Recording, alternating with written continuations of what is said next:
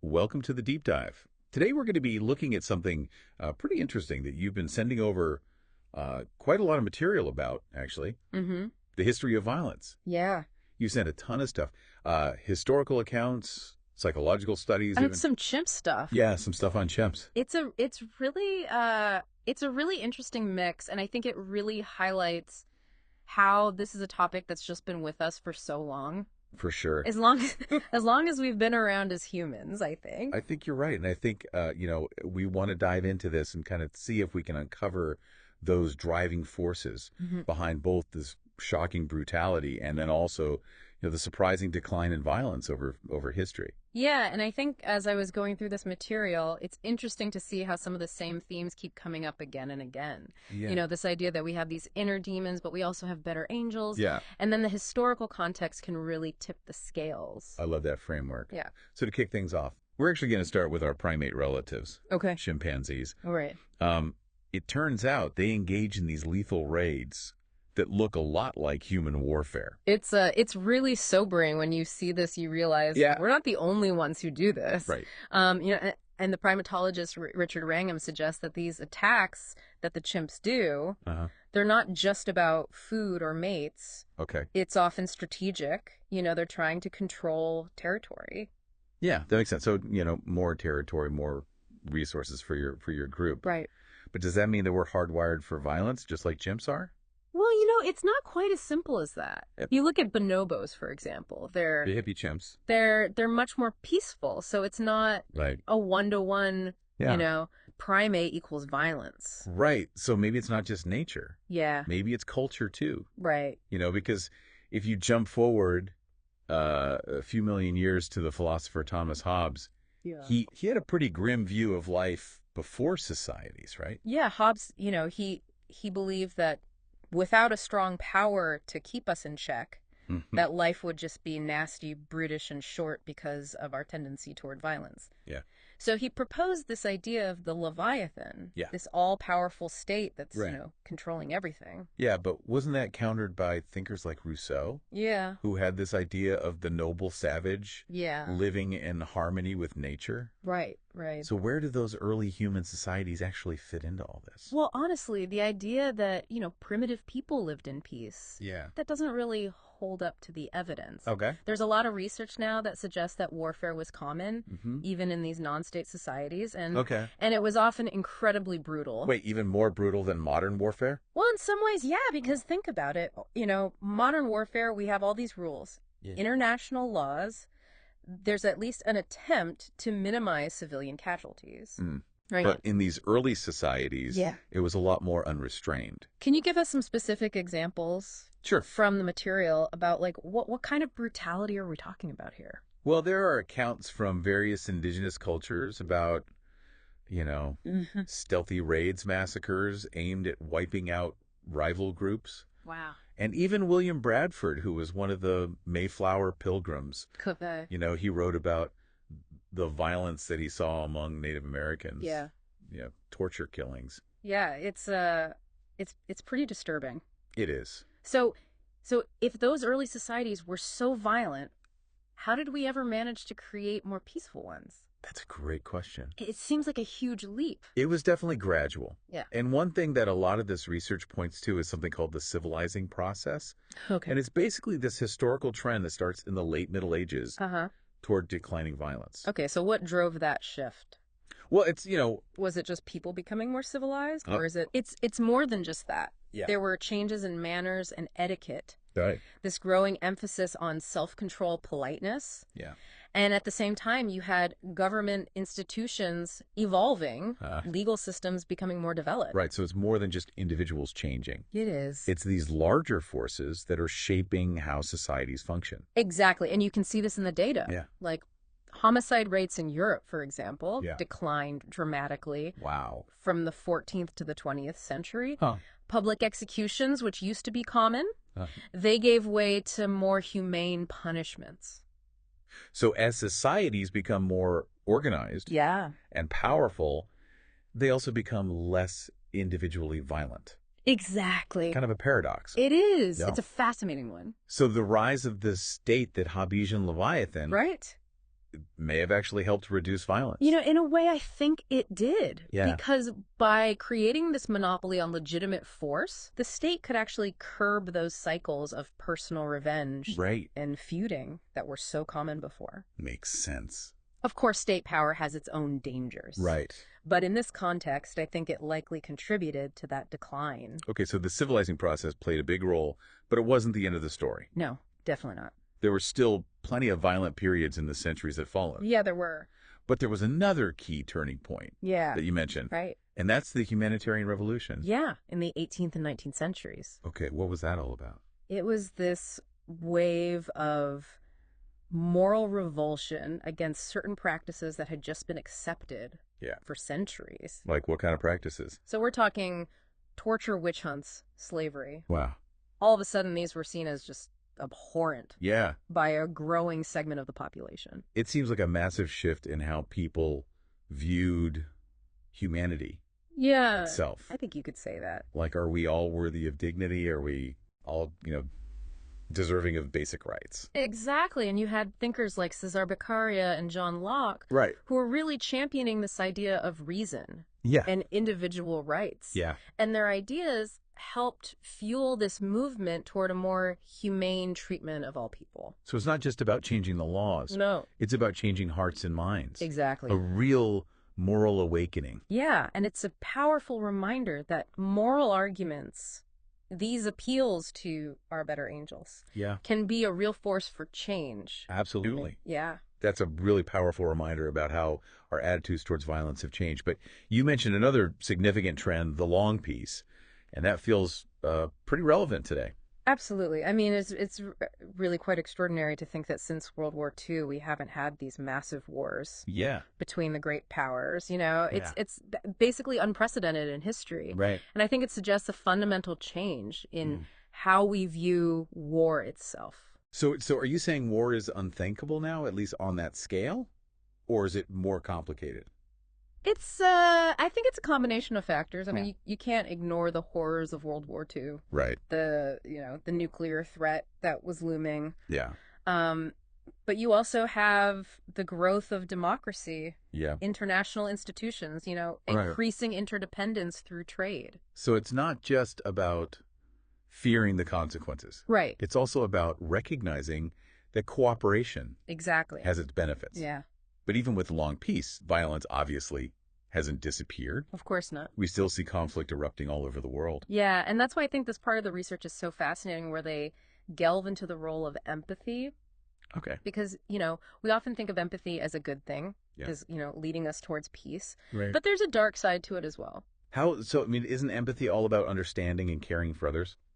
It is, but it can be very limited. We often empathize more strongly with people who are similar to us, our in-group. Yeah. And that can lead to, biases where we favor our own group at the expense of others. So instead of promoting peace, empathy can actually fuel conflict and division. It can be like a blind spot. Wow. In our moral compass. And that's where reason comes in. That's where reason comes in. Okay. It helps us to sort of counterbalance those misguided empathetic impulses. So we need both. Yeah. Empathy to connect with others, but reason to keep those connections fair and just. I think that's a great way to put it. Okay. And reason helps us to, step back. Yeah. Analyze situations objectively and really consider those long-term consequences. It's that voice in our head. Right. Saying, hey, hold on a second. Exactly. Don't just act on emotion alone. Think about this. Think about what you're doing. Yeah. Exactly. And if you look at history, you can see how reason has been this driving force for progress. Yeah. I mean, look at our legal systems. We've moved away from these really brutal punishments toward a more measured approach to justice. So instead of revenge, it's about right. creating a system of consequences that deters future violence. Exactly. Using our heads as much as our hearts. I think that's a great way to put it. And, this applies to so many areas of life. How we raise our children, how we resolve conflicts on a global scale. Yeah. We're starting to see violence not as something that's inevitable, right, but as a problem to be solved. So we've talked about these long-term trends. Yeah. The civilizing process, the humanitarian revolution, the long peace. Mm-hmm. But what about today? Yeah. I mean, are those trends continuing? Are we headed in a different direction? What's going on? It's the question, isn't it? I mean, on the one hand, we live in this incredibly interconnected world, right? Yeah. You know, information is just flowing across borders. Yeah. You know, potentially fostering understanding, Huh? breaking down those us versus them mentalities. It's that global village idea. It is, in a way. More connection, more empathy. There's that potential, but, Yeah, you know, totally. at the same time, this interconnectedness can be exploited. Right. Think about extremist groups, spreading propaganda, recruiting people online. So it's a double-edged sword. Yeah, it is. So globalization, for all its potential benefits, also brings new challenges. For sure. So what should we be focusing on if we want to keep those positive trends moving forward? I think education is key. Okay. You know, teaching people critical thinking skills, Uh-huh. media literacy, conflict resolution. So it's about building resilience, both individually and as a society. Exactly. But you mentioned earlier that the state, Right. that Hobbesian Leviathan, Yeah. can be both a source of violence They can. and a force for peace. Right. Can you expand on that a little bit? Sure. I mean, the state has this immense power, right? Right, It correct. has a monopoly on the legitimate use of force. And that can be abused. I mean, history is full of examples Oh, yeah. of authoritarian regimes suppressing dissent, Right. controlling populations through violence. Waging wars of aggression. Exactly. Yeah, it's a delicate balance. It is. We need the state for order, Yeah, but we also have to guard against its potential for tyranny. for sure. So how do you navigate that? Yeah, how do we navigate that? Well, I think democracy is really key. Okay. You know, a democratic system with checks and balances Yeah. is less likely to sort of descend into that state-sponsored violence. So democracy itself is one of those forces pushing us towards a more peaceful path. I think so, yeah. Okay, what about other historical forces? Like Yeah. we did touch on trade earlier. How has that impacted violence over time? Well, you know, trade is interesting because it's inherently cooperative, Okay. right? It creates these incentives Yeah. for peaceful relations. You can't do business with someone you're at war with. Exactly. It's hard to make money when you're, Right. you know, bombing each other. Right? So it's like this built-in economic disincentive Yeah, I think you could say that. for violence. Uh-huh. And we see this throughout history. Yeah. As trade routes expand, Right. as technology makes global commerce easier, violence becomes less appealing and less profitable. Exactly. So globalization, despite its complexities, could actually be a force for peace. It has that potential, yeah. But it's important to acknowledge that globalization creates winners and losers. Right. And those who feel left behind, they're vulnerable Yeah. to extremist ideologies. Okay, so the key is to make sure Yeah. that those benefits of globalization are shared more equitably. I think that's crucial, yeah. Okay, so it's about creating a system where everyone feels like they have a stake in the game. Yeah. But let's not forget about another really powerful force for change, and that's the empowerment of women. Absolutely. How has that impacted the history of violence? Well, the research is pretty clear on this. Okay. You know, societies that empower women are less violent. And there are several reasons for this. Wow. First of all, violence is overwhelmingly a male phenomenon. Yeah. So when women have a greater voice in society, their influence can help to curb. It's like having a calming influence, Yeah. a different perspective on how to approach conflict. Exactly. And the research also shows Yeah. that when women have more control over their lives, access to education, economic opportunities, reproductive rights, they tend to have fewer children. Right. And this leads to more stable population growth, Exactly. which reduces the pressure on resources Yeah. and shrinks the pool of young men Yeah. who are statistically most prone to violence. Exactly. So it's not just about the numbers, it's about Right. creating a more stable society. Right. A more balanced and stable society overall. Exactly. And thirdly, when women are involved in peace negotiations and conflict resolution, those processes tend to be more successful and enduring. They just bring different priorities and approaches. So empowering women isn't just about gender equality. Right. It's about building a more peaceful world for everyone. I completely agree. Okay, so we've got education, democracy, trade, the empowerment of women, all these historical forces working to reduce violence. You mentioned one more earlier, and that's cosmopolitanism. Yeah.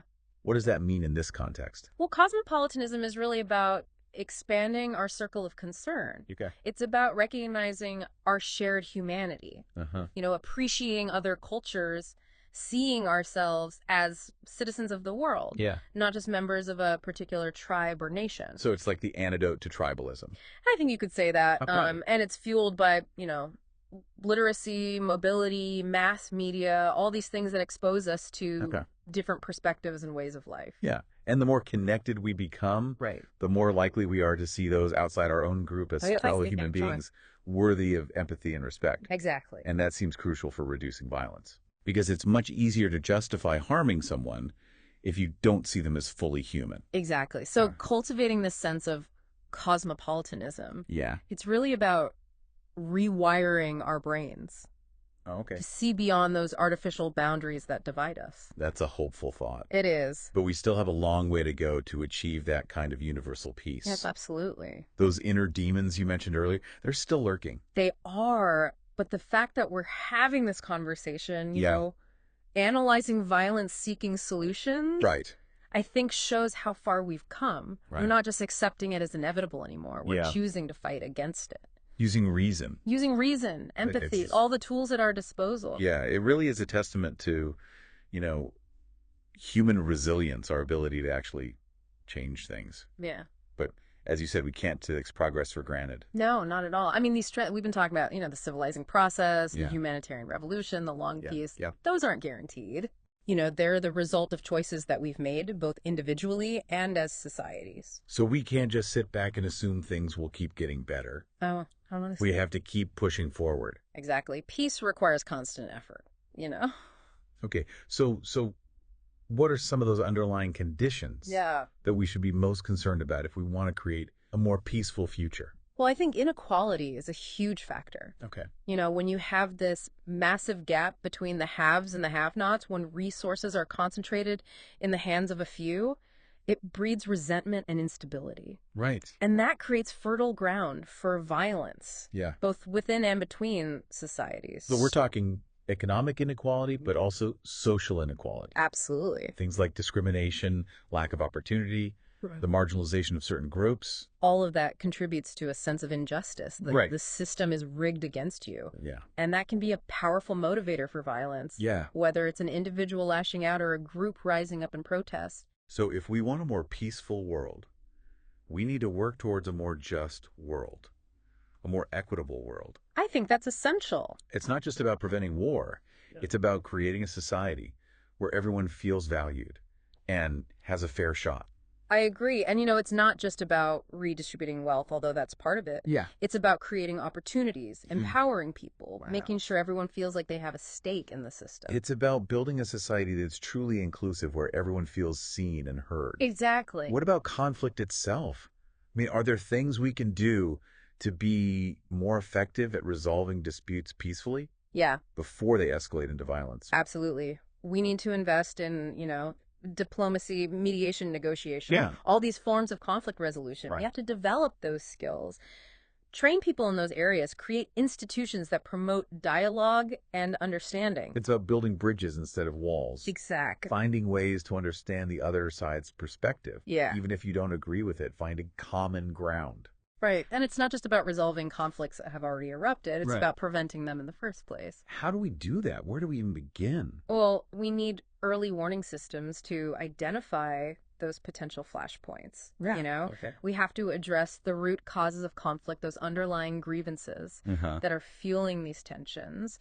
And we need to build trust between groups, create those lines of communication so that people can talk to each other before things boil over. It's almost like adopting a global peacekeeping mindset. Yeah. Instead of just reacting to violence, we're actively working to prevent it. I love that. To create a more harmonious world. I think that's a beautiful way to put it. We need to see peace not as the absence of war, but as something that we're actively building together. You mentioned earlier that we can't take peace for granted. Are there any specific threats on the horizon that you're particularly worried about? Any warning signs we should be paying attention to? One trend that I find concerning is the rise of authoritarianism globally. We're seeing this rejection of democratic norms, this move toward strongman leaders, crackdowns on dissent and free speech. So you're worried about a potential reversal? Yeah. Of those positive trends we've been talking about. It's a possibility. A slide back towards those darker chapters of history. Authoritarian regimes are inherently more prone to violence. You know, if they rely on fear and intimidation and force to maintain control. So what can we do to counter this trend? How do we defend democracy and promote those values of peace and nonviolence? I think we have to be vigilant. We have to speak out against injustice, support those who are fighting for their rights, and really educate ourselves and others about the dangers of authoritarianism. It's about recognizing those warning signs from history, learning from the mistakes of the past. Exactly. And refusing to be complacent. And it's not just about protecting ourselves. It's about supporting democracy and human rights globally. It's about recognizing that peace is interconnected. Absolutely. What happens in one part of the world can have ripple effects everywhere. We're all part of this global community, whether we acknowledge it or not. Our fates are intertwined, and building a more peaceful world requires us to act with that awareness. You know, to see ourselves as connected and to work together.